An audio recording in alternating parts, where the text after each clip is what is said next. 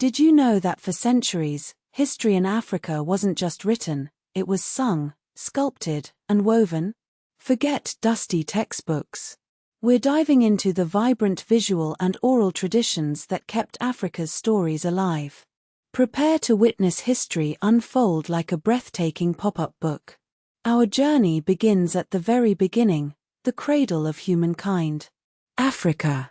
Fossil discoveries at Jebel Irhoud in Morocco, dating back over 300,000 years, and Omo Kaibish in Ethiopia, show us that our species, Homo sapiens, first emerged here. All people alive today trace their ancestry back to Africa. But how did these early societies record their stories, their laws, their very identities? The answer lies in the power of the spoken word, and the artistry of visual representation. Across the continent, oral historians held a place of great importance. In West Africa, griots were the keepers of knowledge, reciting genealogies, recounting battles, and preserving the wisdom of generations. They weren't just entertainers, they were living libraries. Their words carried the weight of law, the authority of kings, and the memory of the ancestors. Other societies had praise singers, court historians, and genealogists, all dedicated to preserving the past. These traditions weren't just about memorization, they were elaborate performances, using music, dance, and drama to bring history to life. But it wasn't just the spoken word. Ancient Egypt around 3100 BCE, with its iconic pyramids and hieroglyphic writing, stands as a towering example of African civilization. But Egypt was not alone.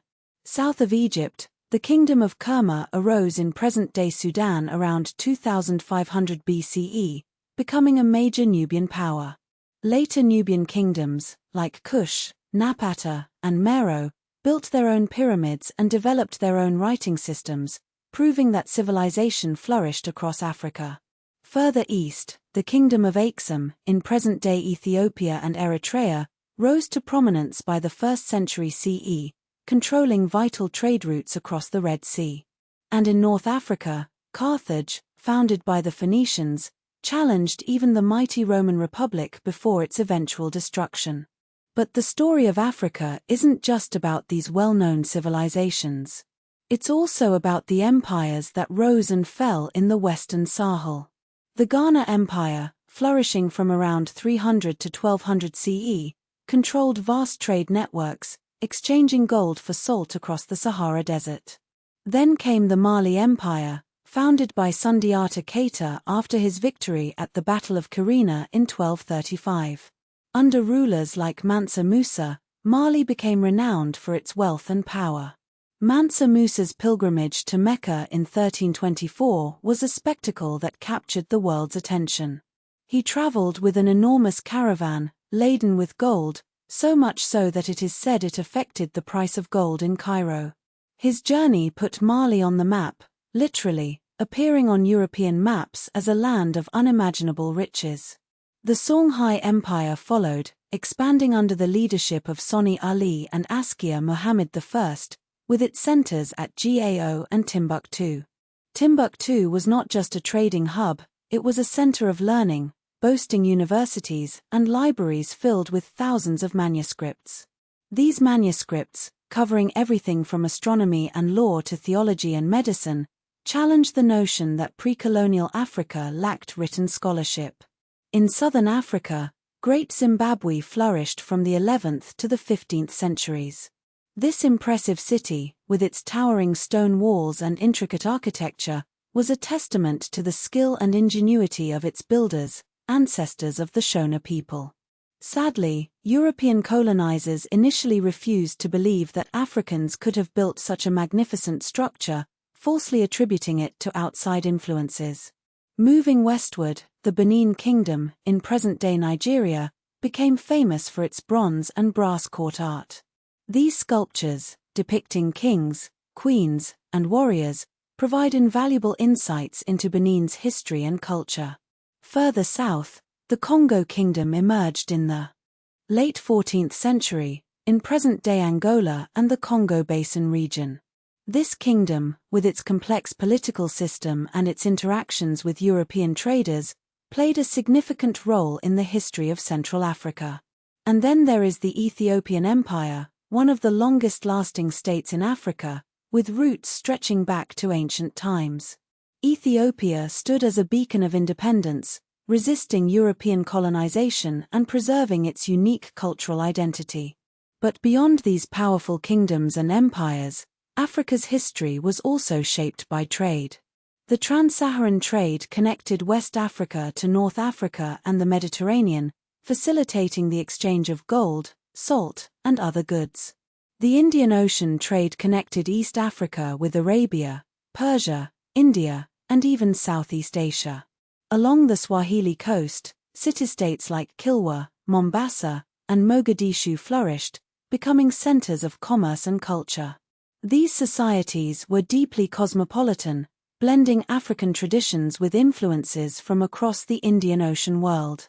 It's important to remember that African history is not just a story of kings and empires, it's also a story of ordinary people. It's a story of farmers, traders, artisans, and scholars. And it's a story of women, who played vital roles in society as market leaders, religious authorities, queens, diplomats, and military leaders. Figures like Nzinga Mbande of Ndongo and Matamba, Yer Asantwe of the Ashanti resistance, and Amina of Zazau, stand as powerful symbols of female leadership. The late 19th century brought the scramble for Africa, with European powers carving up the continent among themselves. Colonial rule brought forced labor, extraction, taxation, land seizure, and political restructuring. But it also sparked resistance, igniting movements for independence across the continent. In 1896, Ethiopia famously defeated Italy at the Battle of Adwa, a landmark victory against colonial aggression. The 1950s and 1960s saw most African countries gain their independence. Ghana, in 1957, became the first sub-Saharan African colony to break free. Nigeria followed in 1960, Kenya in 1963, and Algeria in 1962, after a long and bloody war. And in 1994, South Africa finally ended apartheid, after decades of struggle against racial segregation. But even during the colonial era, Africans continued to use visual forms to express themselves, through portrait photography, studio images, newspapers, postcards, and posters.